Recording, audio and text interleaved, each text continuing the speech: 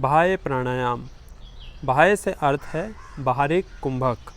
इसके अभ्यास में बारीक कुंभक लगाकर और तीनों बंधों को एक साथ अर्थ महाबंध का अभ्यास किया जाता है, तब यह प्राणायाम का अभ्यास पूरा होता है। सबसे पहले चर्चा करते हैं इस अभ्यास की विधि की, उसके बाद अन्य संबंधित चर्चा करेंगे।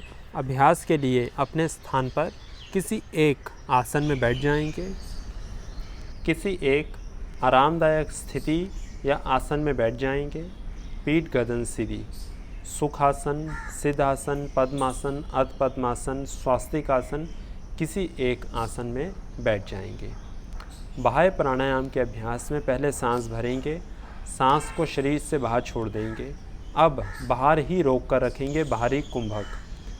सबसे पहले जलंधर बंद लगाएंगे, उड्डान बंद और मूल बंद, तीनों बंद एक साथ लगा लेंगे। बंद लगाने के बाद यथासंभव यथाशक्ति सांस को शरीर से बाहर ही रोक कर रखेंगे। जब सांस न रोका जाए तब धीरे धीरे क्रम के अनुसार बंधों को खोलेंगे। पहले मूल बंद, उड्डान बंद और जलंधर बंद। फिर धीरे धीरे अब पूरक करेंगे, सांस को शरीर के भीतर भरेंगे। सांस भरने के बाद तुरंत उसे बाहर छोड़ देंगे। बंद लगाएंगे, जलंधर बंद, उड्डान बंद, मूल बंद, रोक के रखेंगे सांस। जब न रोका जाए बंधों को एक एक करके खोलेंगे और फिर धीरे धीरे सांस भरेंगे। इस अभ्यास को लगातार भी कर सकते हैं। जैसे ही एक अभ्यास ख़त्म किया वैसे ही दूसरा शुरू कर देंगे, या फिर शुरुआत के कुछ दिनों में एक चक्र पहले करेंगे, उसके बाद 8-10 लंबे सांस भरेंगे, तब दूसरा चक्र आरंभ करेंगे, जैसे आपको सहजता मालूम हो। हाथों को ज्ञान मुद्रा में या इस प्रकार से घुटनों के ऊपर रखा जा सकता है। सांस भरेंगे और आँखों को बंद करके अभ्यास करेंगे।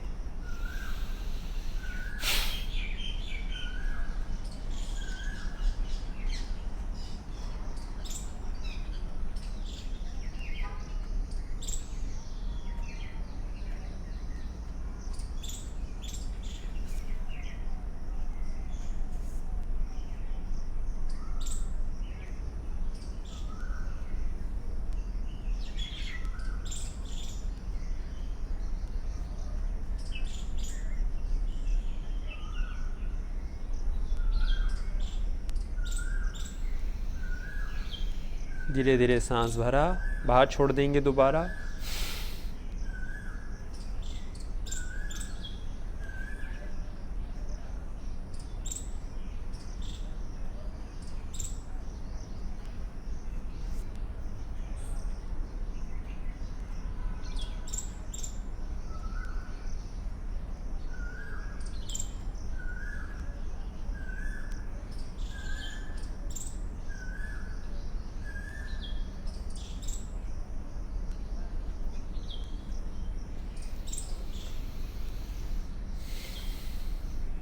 इस प्रकार से बाह्य प्राणायाम का अभ्यास किया जाता है।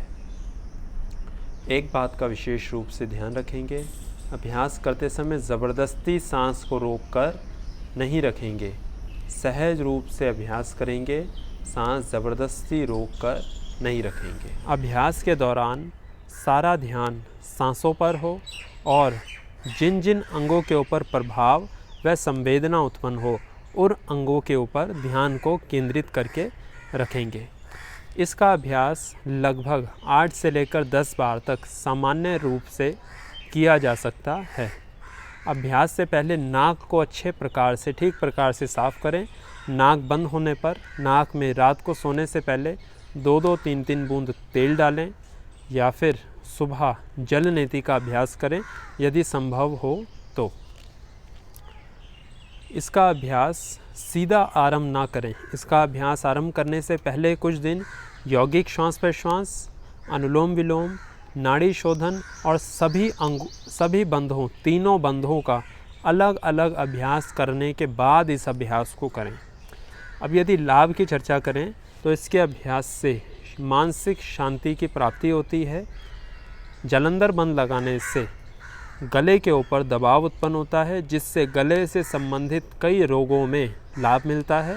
गले की मांसपेशियां सक्रिय होती हैं, थायराइड ग्रंथि के ऊपर सकारात्मक प्रभाव पड़ता है, जिससे थायराइड की समस्या में और शरीर के मेटाबॉलिज्म को संतुलित रखने में सहायता मिलती है।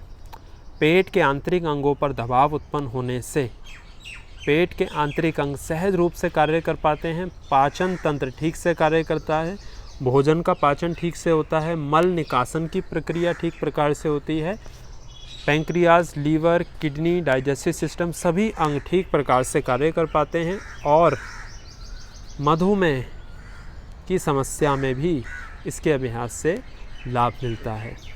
कई प्रकार के मूत्र संबंधित और यौन संबंधित रोगों से भी इसके अभ्यास से लाभ मिलता है। बवासीर, पेट ठीक प्रकार से साफ न होना, मूत्र बार बार आना या रुक रुक कर आना, मूत्र त्याग करने में दर्द पीड़ा का अनुभव होना, इस प्रकार और प्रोस्टेट ग्रंथि की वृद्धि होना, इन कई प्रकार की समस्याओं में लाभ मिलता है।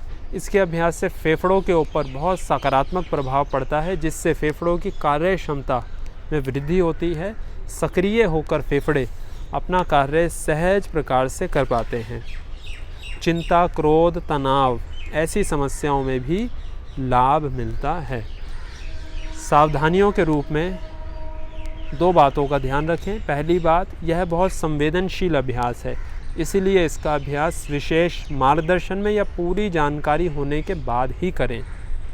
दूसरी बात, इसका अभ्यास तब तक ना करें जब तक तीनों बंधों का अभ्यास अलग अलग ना कर लिया हो। पहले ठीक प्रकार से बंधों का अभ्यास करें, सांसों की अन्य क्रियाओं का अभ्यास करें, उसके बाद इसका अभ्यास करें। इन 2 बातों का विशेष रूप से ध्यान रखें, तभी आपको इसके लाभ प्राप्त होंगे और कोई हानि भी नहीं होगी।